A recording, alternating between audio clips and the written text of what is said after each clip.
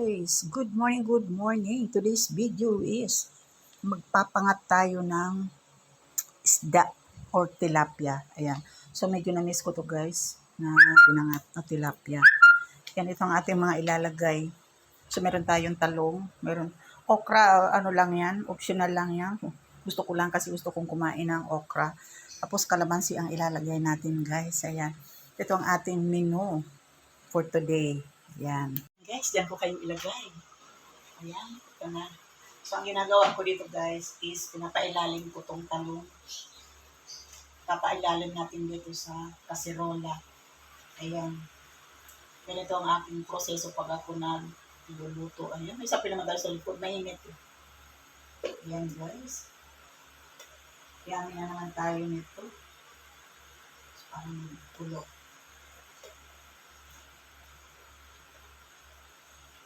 Ayan.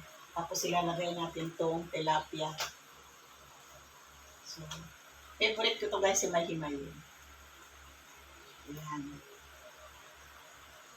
2 pirasong malaki.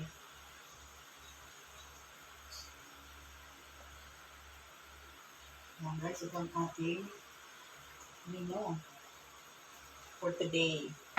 Good. So, iibabaw ko ang okra. Ayan. Hindi, ano naman talaga to guys, kung gusto nyo lang lagyan. Ayan. Tapos sili, na pang sigang. So, meron yan. Kamatis. Lagyan natin din sa ibabaw. Ayan. Sibuyas. Sibuyas kung maliit lang. Tama lang isang gamit. Ayan, lagyan na natin. Sibuyas. Ayan guys. Ito ang ating ano.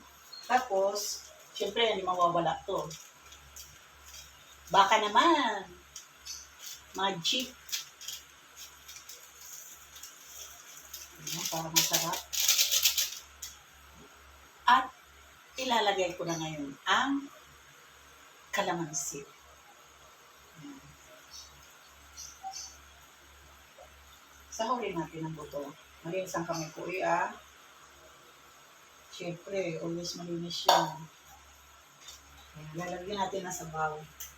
Lagyan natin ng sabaw. Kasi maganda yung sabaw. Ayan. So, napapasarap naman tayo ng kape. Ayan, guys. And then,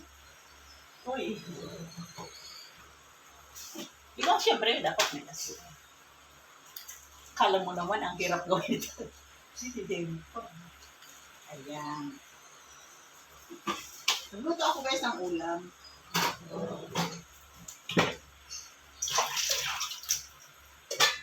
Tapos, ayun na guys.